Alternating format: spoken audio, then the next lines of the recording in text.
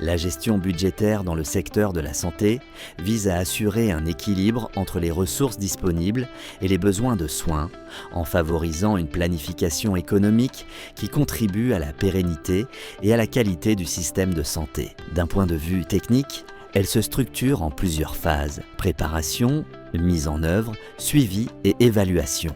Des outils tels que la budgétisation à base zéro, la comptabilité analytique et les indicateurs d'écart budgétaire sont utilisés. Dans ce contexte, la préparation consiste à identifier les besoins de soins, à quantifier les ressources et à allouer les fonds en fonction des objectifs stratégiques. Lors de la mise en œuvre, les dépenses sont contrôlées par rapport au budget approuvé. Le contrôle budgétaire permet de détecter les écarts et de corriger les inefficiences.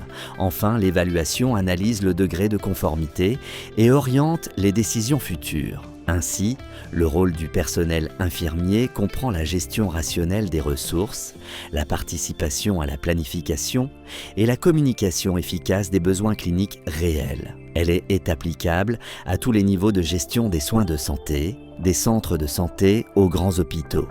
Elle est essentielle dans les processus d'accréditation, la réorganisation des services et la mise en œuvre de nouvelles technologies.